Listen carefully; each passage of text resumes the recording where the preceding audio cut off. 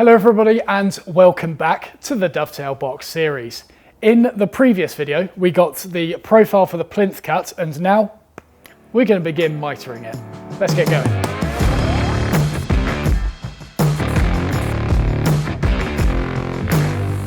Okay, so once again, many different methods of cutting a mitre. If you're one of the lucky few who have a disc sander, belt sander or a mitre saw, then it's going to be quite easy for you this stage. Set it to 45, boom, done, there's your mitres. Despite those methods being pretty quick, you might find some of the methods used in this video helpful as well, because we're going to be doing this on a shooting board today, which is going to be taking off very precise amounts of material, which is somewhat difficult to do on a mitre saw sometimes, and on a sander it's also quite easy to quickly remove more material than you had hoped. Whereas doing it with a plane is going to take off a consistent amount of material with each pass that we do and achieve the perfect fit with these mitres. So despite having enough material for two lengths of the plinth profile, I can actually get away with just using one of them for the base of the box. We've got a long side, short side, long side and short side.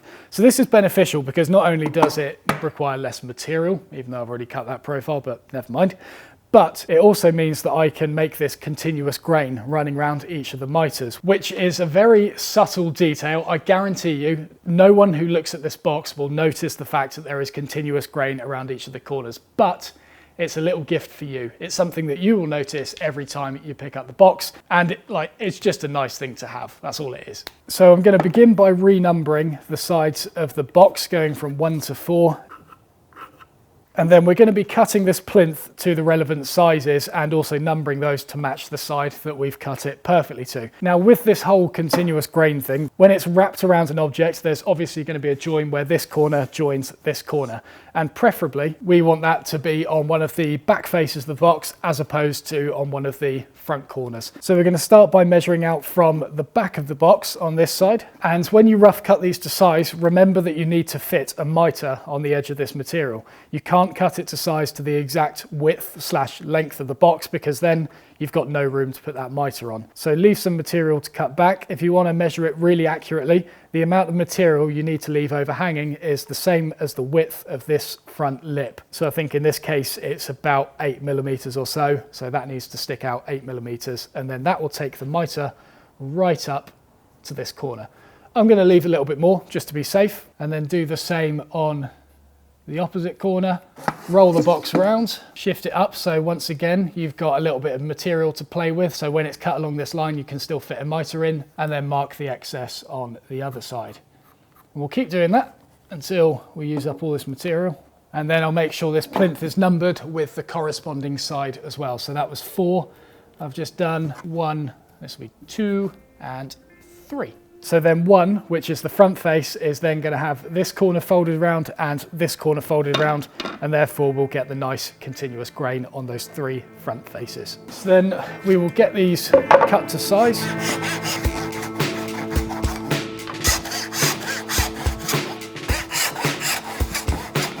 And then I'm going to lay these out exactly as they would be on the box, just roughly for now. Obviously they're not going to perfectly fit together. And I'm going to roughly draw the direction of the mitre on each of the corners.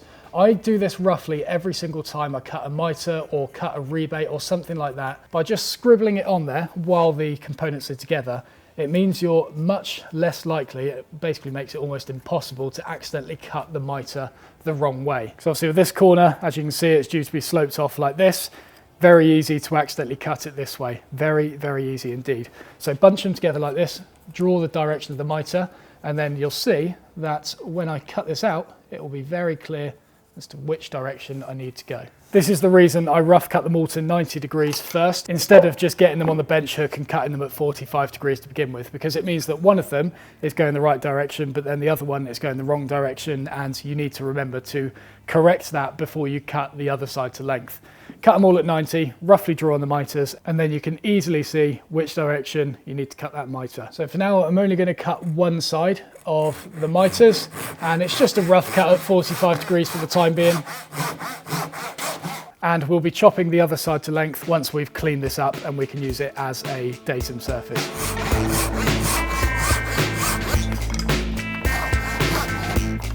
And so now with one side of all the plinths rough cut to 45 degrees, we can now begin thinking about planing these down to create our perfect 45 degrees datum surface to measure the opposite side. Now, in order to measure and create this perfect 45 degree angle, we're going to need to make a 1-to-1 ratio in exactly the same way we would construct a 1-to-8 or 1-to-6 ratio for a dovetail.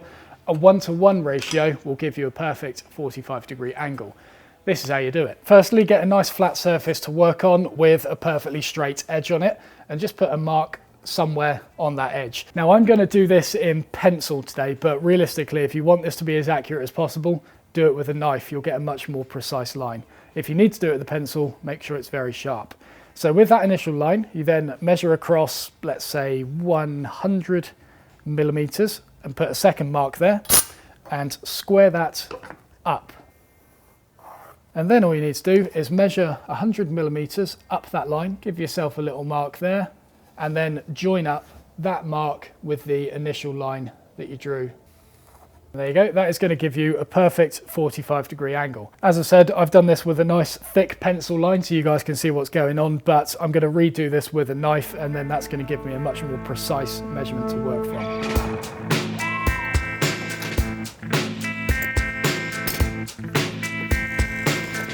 With that mark, you can then carefully set up your sliding bevel to match it. And this is where you need a sliding bevel that locks very securely. I've got a few suggestions in the description to ones that I recommend. And no, they're not all expensive and shiny like this lovely Bridge City one I have here. And then with this locked in at a perfect 45 degree setting, you can then use this to set up the many ways to cut the mitre. An instance of this we teach at Wood is when sanding mitres on the disc sander. Never trust the gauge on a mitre fence such as this, because it's usually just a cheap add-on they chuck in with the machine. Even if the machine's of a good quality, this is usually something that's not massively accurate. Whereas if you pair it with your sliding bevel, you can then be sure that once it's lined up with that and you lock it down, that is going to be a perfect 45 degrees with absolutely no questions asked.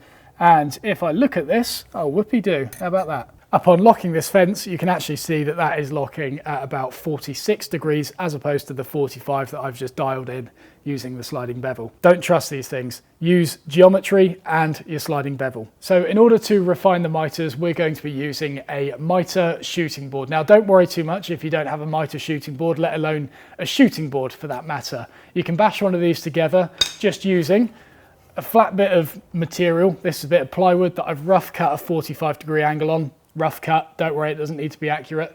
And then the same again with the fence. A flat base on it, preferably with an edge that is square to that face with another rough cut 45 degree angle on the end. And then I'm going to take advantage of my split top roubeau to clamp this down, but it will go like that. Get the first clamp into position, make sure to properly wrench it round. Get your sliding bevel and then angle the fence to match the angle on the bevel. Going to take a little bit of tinkering around to get it right. I'm also going to use one of these to really hold it down. So it doesn't look pretty, but that's left me with a perfect 45 degree fence in relation to this face. And then I've just got to plane down the sort of overhanging material of this fence using a nice sharp plane. Basically keep planing it down until it stops cutting.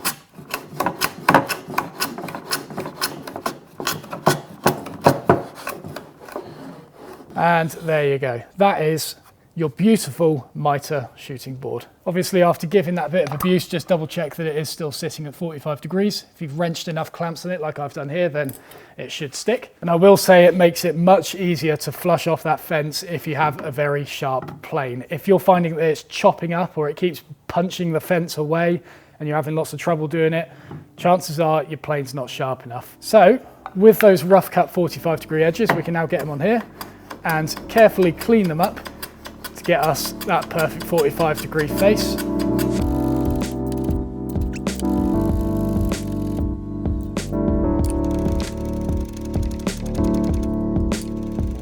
So although none of the mitres will perfectly match up at this point because you've been cutting them all on the left or all on the right hand side of the plinth, you can test your progress just by putting one of them underneath the box and then invert the other one. Press that against the side of the box and you can just check if that mitre closes up or not. So if we get that right on the corner, press that one up absolutely seamless. So we're going to start by mitering and attaching the long front and back plinths, and then once those are attached and dried, that's where we'll fit the side ones on. It makes it easier to manage that way as opposed to trying to glue all 4 of them at once. So firstly, to get this one cut to length, if you get a supporting block on the other side of the box to help hold it level, and then get that mitre aligned perfectly with the corner, and then on the opposite corner put a very careful knife mark on the top of that lip so you know exactly where the mitre's going. Now do take note that this mark is a little bit weird because we're obviously going to be mitering it from sort of there, but when you take the box away, the mitre starts falling behind that line that you've already marked. And as a result, it's quite easy to get confused here. Some people will put that mark and then square that down here and then mitre it up from there, or do the opposite, mark it, square it up there and then mitre it that way. But doing that will result in a plinth that's too short. Just keep your mark that you've knifed on and then mitre out from there. Same again with the back one, get it in position, supporting one from behind so that it holds the box nice and level. Get it lined up on that back corner and then mark that location on the back corner. And then same as before, we'll get these rough cut, oversized. And to shoot this rough side to length, it's going to be going the wrong way when you put it on your shooting board. You could always invert it upside down like that, but then it means you can't actually see your knife line on the top edge. So I'm going to go through the effort of flipping this shooting board round so it's oriented the other way, and then I can plane it while seeing what's happening with that line. There we go, we're all set up to do the other face now, and we're going to plane it back until we're just shy of that line there, and then just keep checking it against the edge of the box until those 2 corners meet up perfectly.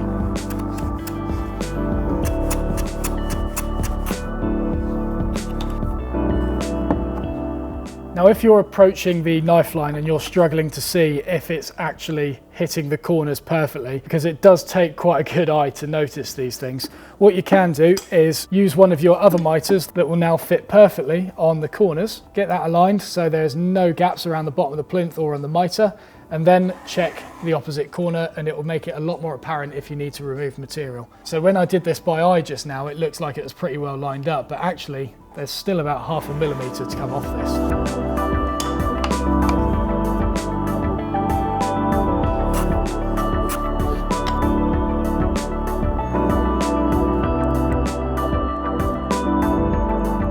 Okay, so both the long front and back plinths have been cut, shot to size, and are ready to be attached to the box. Before doing so, I'm going to give the outside a quick clean up with sandpaper, because once this is attached, it's going to be difficult to get access to that internal corner. And if I start scrubbing away with sandpaper in there, it might start damaging the plinth. So if I clean that up now, it will make things a lot easier. There isn't a lot of cleanup needed on the outside of this box, so it's not like I'm going to sand it down to an extent where I'm going to need to replane these. I mean, even if I do, the shooting board is still set up, so one quick skim will be all it needs. But the outside is going to be cleaned up first, and then we'll start thinking about attaching the plinth at last. So I'm only going to sand this up to about 180 grit for the same reasons as previously mentioned. There's no point in taking it up to 240 for now, because it's just going to get grubby between sanding it now and applying the first layer of finish. So 180 all over, and then once I've got to the point of finishing, I'll do a quick buzz over of 240 grit to get rid of any grubby bits and just have a general cleanup just before applying the first layer of finish. So 180 grit for now.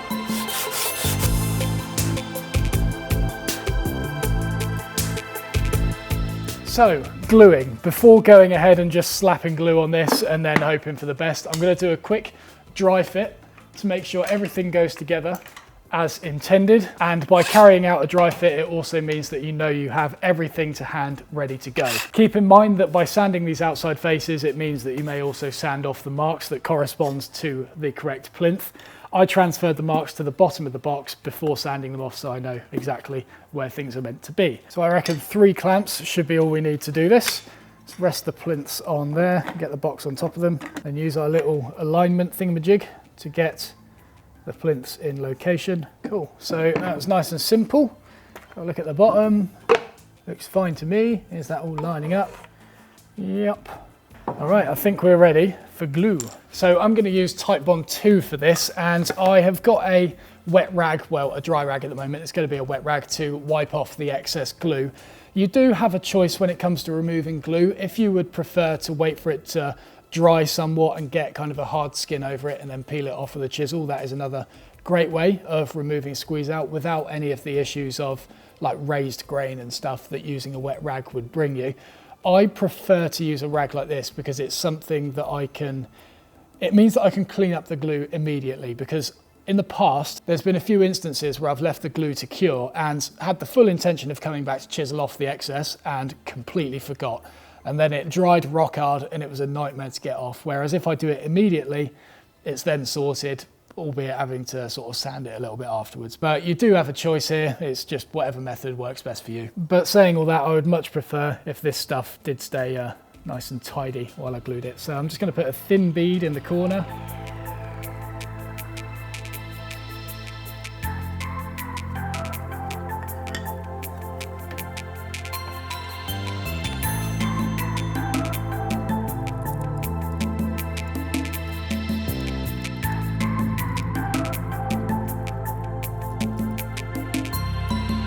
Okay, there we go. So that is the front and back plinths attached.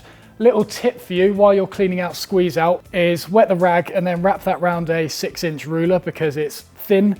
It's able to get in between these clamps. You can actually kind of flex it a bit if you need to get into some hard to reach areas. Very useful way of cleaning out squeeze out. But to be honest with that, there wasn't a whole lot of squeeze out. I was quite careful with how much glue was applied, and yeah, there was barely anything to clean up whatsoever, and the remnants will be very easy to get rid of.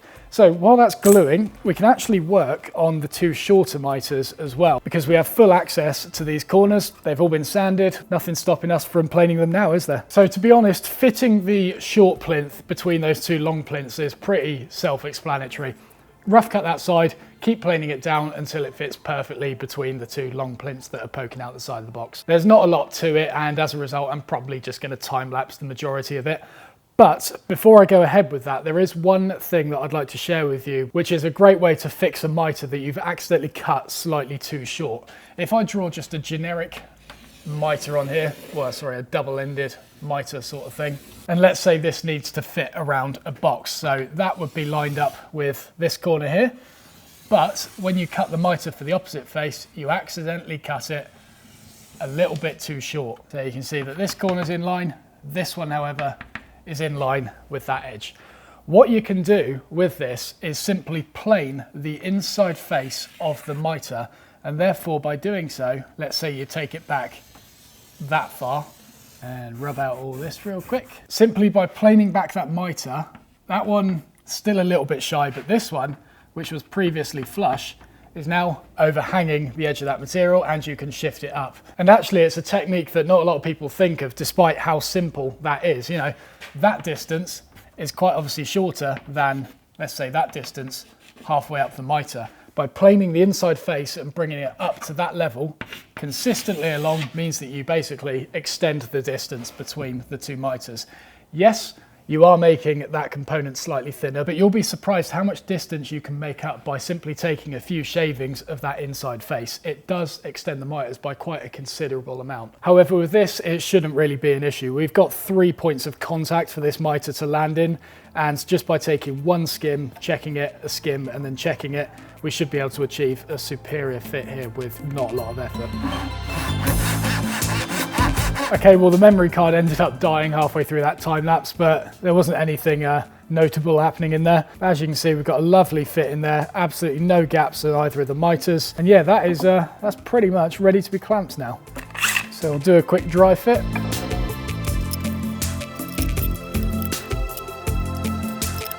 Cool, no trouble with that. Happy that's going to be pretty stress-free. Let's get the glue on it. And then with gluing these short plinths on, I'm also putting a bit of glue on the end grain as well. Not that it's going to add any strength to the joint, but the squeeze out will cover any hairline gaps if there were any that I missed. I'm sure there won't be though. I'm sure there won't be.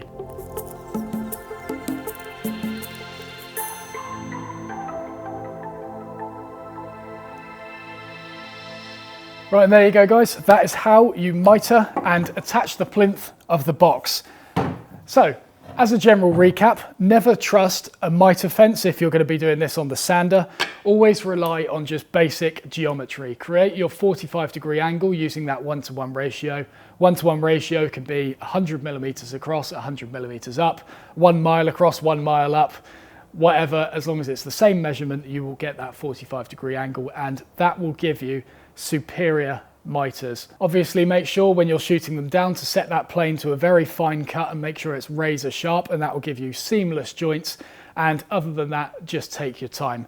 When it comes to gluing it up, I would really recommend getting hold of some of these parallel jaw clamps from Axminster. I'll pop a link to them in the description below. These are just the standard duty ones. You don't need heavy duty clamps for this. Standard duty parallel jaw clamps. I recommend the 600 millimeter length, and they are good for so many things. I mean, to be honest, if you've watched enough of my videos by this point, you'll know that I rarely use any other clamps other than these things. So there's a link to those in the description below. I will say that that is an affiliate link, so if you want to support the channel, you can buy the clamps through that link at no extra cost to you, and I will get a little commission from it.